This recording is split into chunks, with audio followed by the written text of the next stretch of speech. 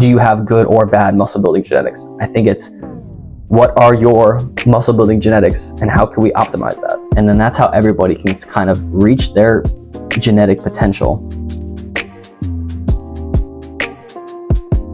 Andy from HPH here. Welcome to the channel. Today we're going to be going over a video called, do you have good or bad muscle building genetics? And so, of course, anytime I come across a genetic based video, I like to throw in my 2 cents. If you don't know who I am, oops, just hit the mic. My name is Andy. I run a company called High Performance Health, which focuses on your genetic health to personalize health and fitness optimization plans. And so I think that in general, my thesis about the world is that we answer foolish questions with foolish answers. So things like, what is the best type of diet? What is the best workout plan? It's not what is the best, it is what is the best for you. And I think a lot of that does come down to who you are, because the only difference is between you and me is just our genetics. That's what makes up who we are. It codes for everything that is who we are in our bodies. And so looking at our genetic health is something that's very important. And we can be able to, determine the best optimization plan in terms of things like muscle growth, which is what we're going to be getting into in this video. So this is by a channel called Laz Fitness. And so I can't even click out of here, but Laz Fitness, I assume this is Laz Fitness. And so we're going to find out, do you have good or bad muscle building genetics? And why I disagree with that question in general, but we'll get into that in a second. How come one person gets these results and another gets these from the same work and diet? Genetics is one of the most impactful things when it comes to how quickly you can build muscle, as well as how good your muscles will look and what your ceiling is in terms of growth. Every single one of us has a different assortment of muscle genetics. Yeah, definitely. I mean, off the rip though, if you're expecting this guy's level of genetics, obviously there is such thing as, good genetics, but that is PEDU. So if you're looking at if you're comparing your genetics to the big guy in the gym, just know that there is, there's a prevalence of PEDs, steroids, things that are used in fitness cultures in general. So, be wary of that. Don't compare yourself in general. Comparison is the thief of joy. So be, excited about your progress, focus on you.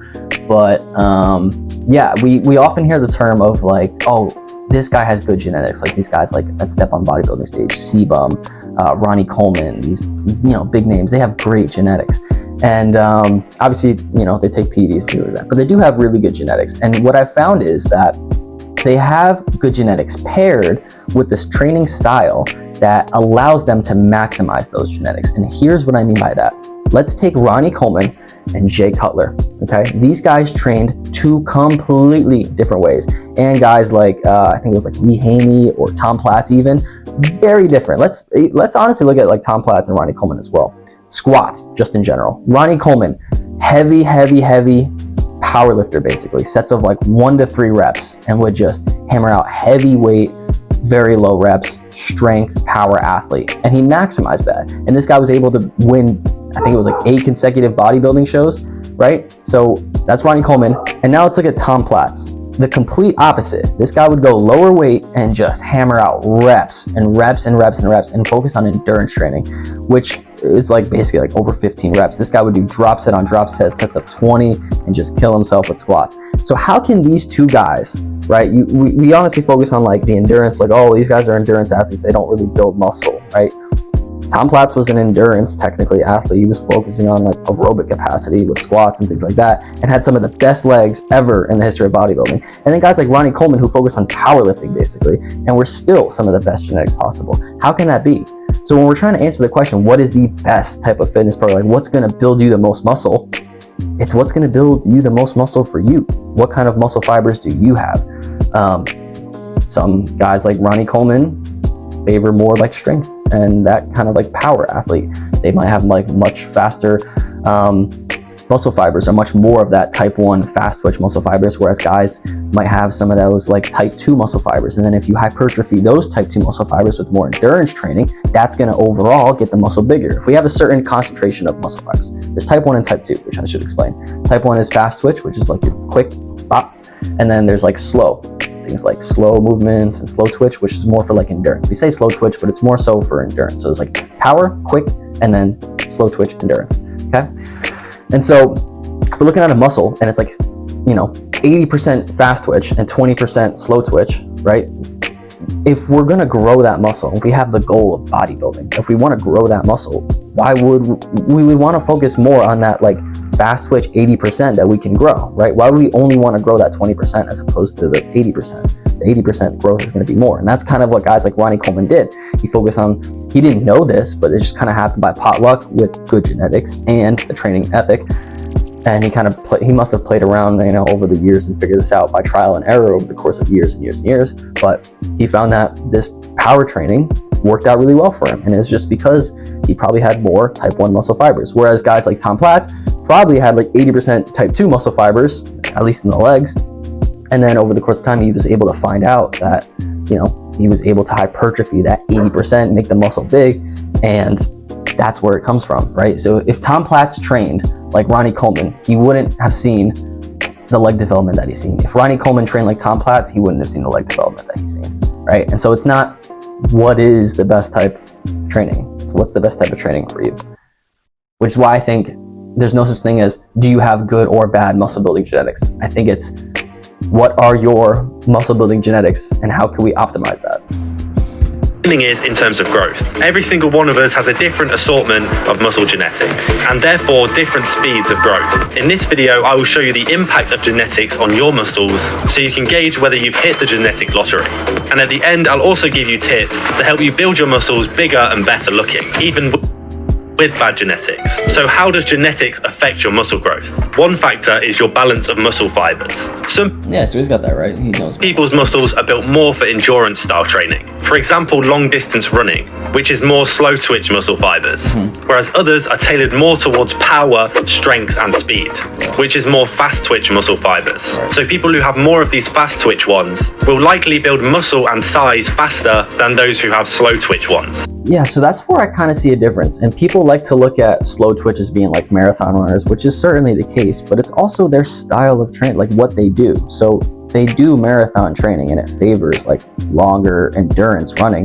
But the reason why they don't have a lot of muscle is just because they're burning through so many calories and they can't really eat properly to adequately stimulate that muscle growth. That on top of the fact that the body's very good at regulating, like, hey, we're running a lot and it would be really bad for us to pack on so much weight with muscle that we're gonna just like bog ourselves down, right? The body's smart like that. It regulates itself well. So I don't think it's necessarily like people who have endurance, more like type 2 slow twitch endurance fibers can't build good muscle. They certainly can. You should just gear your training toward that in the necessary terms of bodybuilding. So if you're a person who has those endurance fibers, more type 2 slow twitch endurance fibers, and you still want to be like a competitive bodybuilder, right? You should just gear your training to be more endurance. So a lot of drop sets, a lot of volume, not a lot of rest time, slow and controlled reps, not a lot of just like power, but things that are geared more toward those endurance fibers.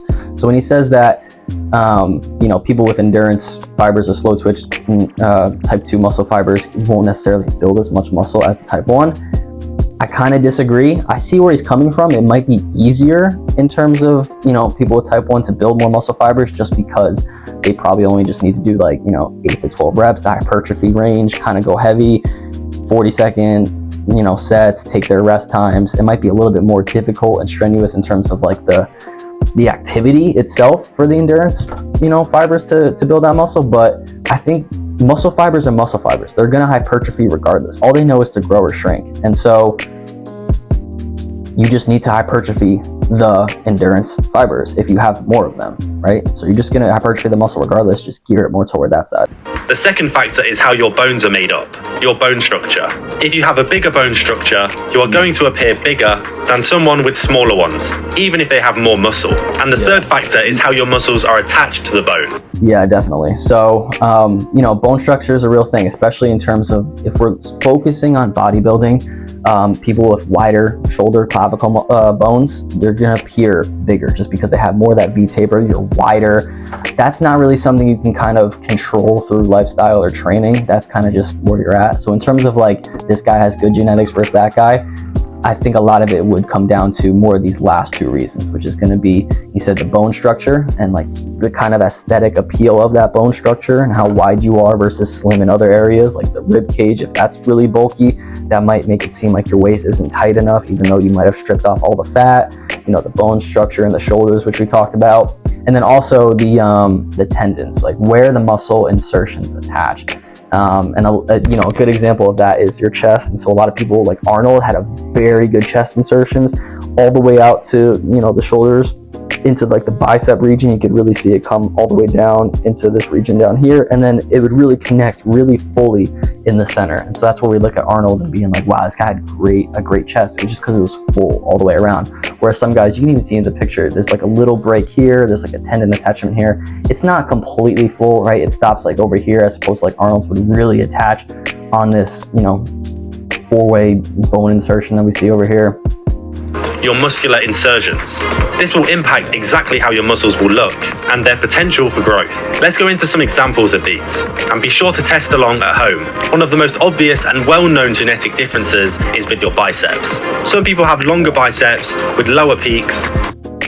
I think he's just pretty much going into like the insertions now and like what exercises to do for them. Yeah, so we see here, like this is an example of like chest insertions where it's like he can grow this chest to be as best as he can possibly, but he'll never really be able to fit in that part over there just because it's like tendons. So he won't have like necessarily as good of like chest genetics as compared to like someone like Arnold or something like that. But I think in general, yeah, ab genetics as well, symmetry, things like that. That's in terms of bodybuilding. When I'd like to think of, do you have muscle building genetics, right? How do we want to build muscle, right? We just want to grow them bigger. And there's two ways you can do that. That is through hypertrophy or hyperplasia. Hyperplasia is just more cells of that like muscle, and then hypertrophy is just growing the already existing cells or growing the cells that are there. So you can grow them, create more of them, grow them, right? And so it would kind of make sense that if you have a certain type of muscle fiber concentration genetically that we're all predisposed to, we would want to train that more specifically to be bigger and then grow more of the other one. So grow more cells, make them bigger, grow more cells, make them bigger. That's how you create muscle building aspects. I don't like the question, do you have good or bad muscle building genetics? Again, I think it's what are your muscle building genetics, and then how can we optimize them for your goals? And so if you are someone that is a bodybuilder with more endurance fibers, you can train in the more endurance ranges, which is going to be, like I said, your drop sets of 20, your high volume, like German volume training is one of them, just high volume training, and you'll see good results there. Whereas if you have type 1 muscle fibers, then we could say, okay, well, you would benefit more from like strength and power training. And then that's how everybody can kind of reach their genetic potential, reach their optimal health, fitness status through their genetics that's personalized to them. So that's kind of it for the video. If you guys are interested in finding out what sort of muscle building genetics you have so that you can actually optimize your training, you kind of know exactly what you need to do step by step to achieve any of your goals that you want to. And then so you don't have to listen to people saying, well, you're just built for endurance, so you can't be a bodybuilder. It's like, no, you definitely can. So if you're interested in that, you know, you can visit the link below, or if there's no link or you don't want to click on anything, it's hphgenetics.com. You can schedule a call. We also, as part of that service, we look at all of your disease risk, health risk on top of that. So that comes all with it. So you get the fitness aspect, and that's the fitness aspect is just one of the 18 reports that we are able to generate about your genetics. So if you're interested in, you know, gut digestion, if you have bad gut problems, we can look at that. Sleep parameters, we can look at your heart, you know, what kind of cardio is good for you as well. Is it going to be like lower intensity, higher intensity? You know, that's also a debate as well. Some people favor higher intensity, lower intensity. And then also disease risk. So if you're worried about things like diabetes, that's also going to go into what kind of diet is best for you, right? So there's the fitness aspect, and then what's also going to help you repair that muscle. And so, you know, obviously it's like, oh, well, protein. And then there's people though that are more favored toward carnivore. There's more people that are favored toward vegan that are still have, great bodies either way. Which one do you most optimally benefit from? That's the things that we look at. And that's just a few examples. There's plenty more. So if you're interested in that, check it out. Hop on a call with me or my team. We can see what we can do for you. And until the next time, I will catch you guys.